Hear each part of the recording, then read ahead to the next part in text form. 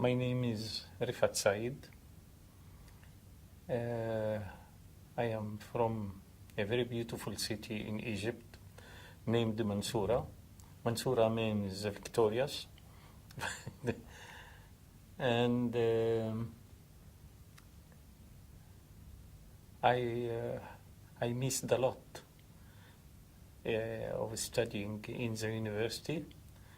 So 71, I was just getting my diploma at law because I spent just 14 years in prison under Nasser.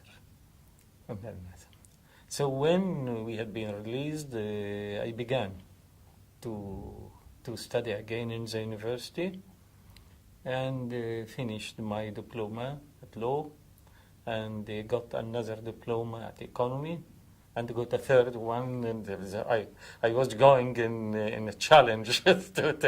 So anyhow, at this time I was working at a newspaper, El-Akhbar. El-Akhbar means the news. El-Akhbar at this time was the widest distributing journal, a big institution, and Mr. Mohildin was its head of the staff. I worked with him as an assistant, and then we linked together in the Egyptian Peace Council.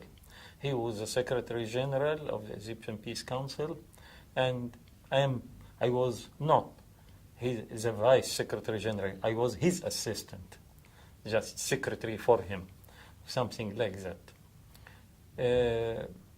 So at this time, it was Nasser who asked to begin a campaign for Vietnam and for Cyprus.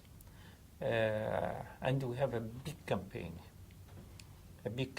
So we are acquainted for having campaigns and collecting signatures and so on, and moving trade unions and the syndicates and the artists. For instance, the greatest singer, Kulthum, the great singer, Mohamed Abdul Wahab, both, all of them signed in supporting the Vietnamese people and Bangladesh after. So we began to get this case of Bangladesh. First of all, at 70, Nasser died. And so we are dealing with another president who are not so much interested in such crazy things against the Americans, and so he was directing himself towards the United States.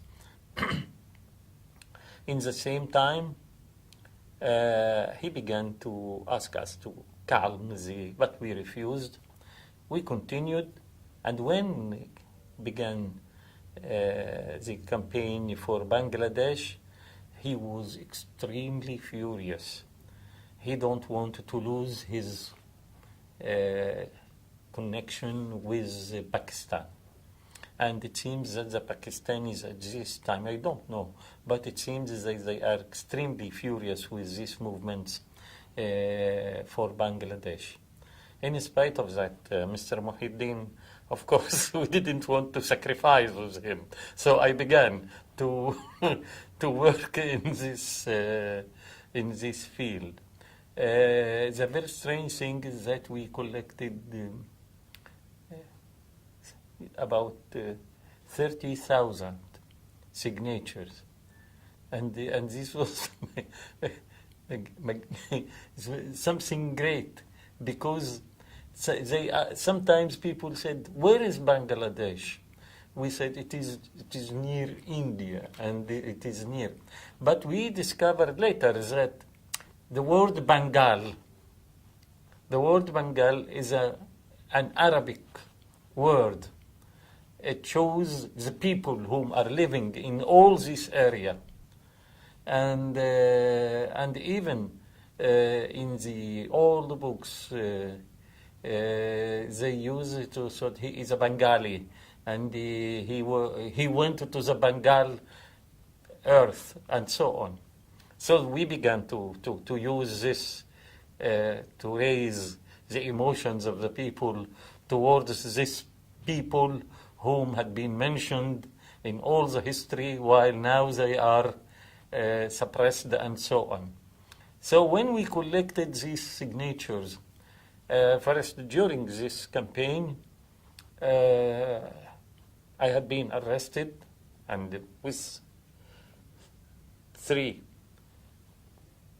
young people whom were working in this campaign of Bangladesh, because Sadat cannot stop the movement for Vietnam and for Cyprus, because it is dedicated in the people, and the Vietnamese war was something great, and Soviet Union was at this time also deeply interested in it.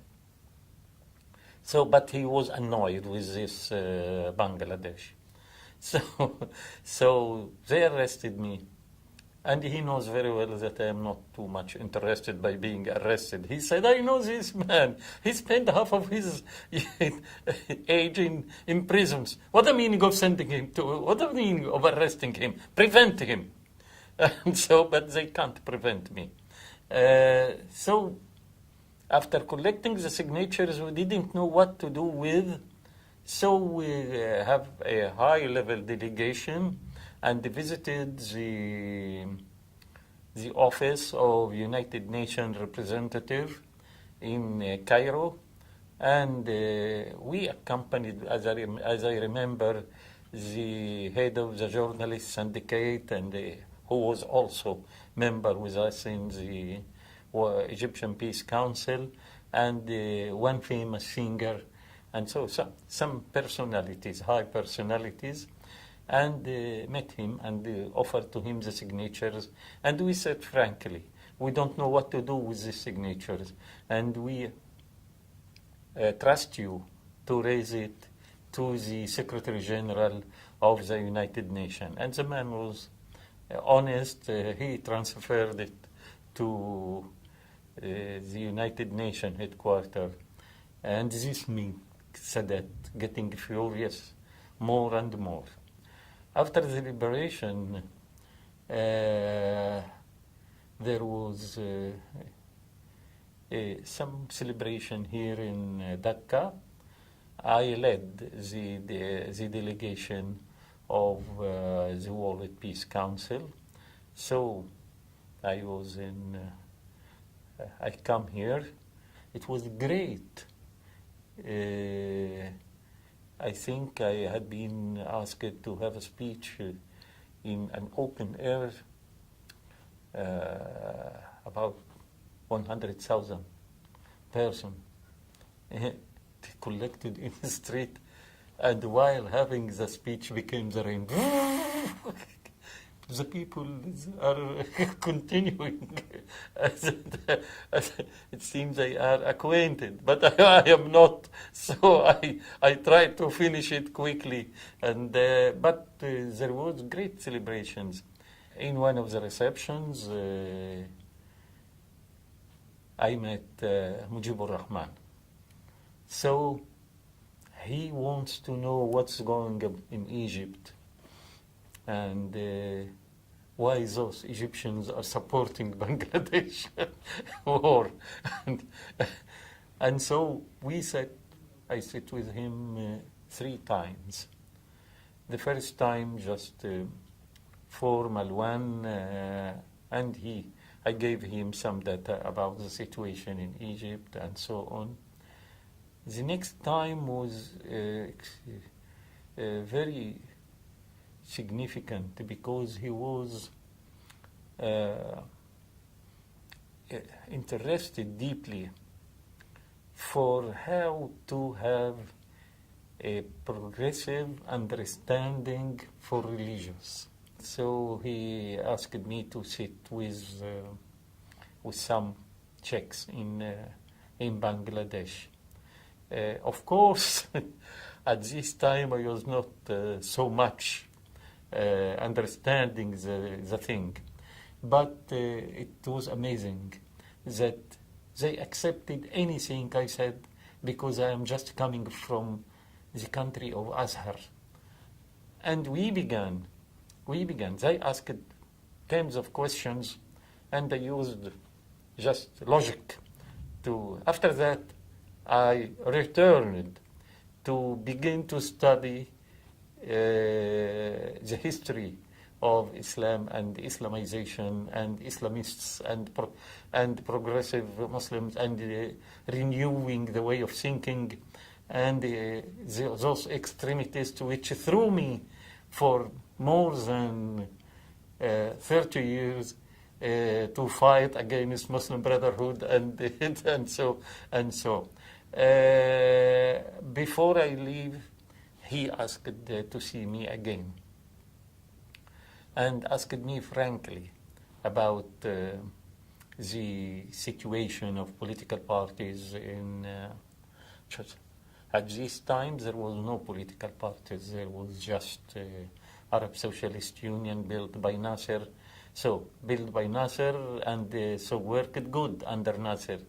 And then inherited by Sadat and worked bad under Sadat. And he asked the way to have multi-party system. I said, we have secret systems. We have secret systems. And then he was extremely worried about a Maoist group here. And he asked me, can you go and discuss with them? I said, no. No, I said, no hope. No hope. I know these people and no hope. I said, try. So, okay, they arranged. And it seems they are working at this time also secretly because we have demonstrations and celebrations and so on, and suddenly you find young people going through the demonstrators distributing papers. You dogs, go to your home, and so on, and even written in primitive English. But what I remember is that you dogs, thank you. So I met 3 of them. No way. And no way. He phoned me. Is there any progress? I said, no way. You're honorable. No way. And but we have the same. I said to him at this time, we have the same, but not Maoist, Trotskyites. And I know, we tried, impossible. The more you discuss with them, the more they dig deep down. And so the best thing is to ignore them. I felt that I need to see Dhaka again after this period. And I got the impression that I was not wrong in when I was young and worked for this revolution and for those people. In the first visit, Dhaka was a very, very simple place, very poor.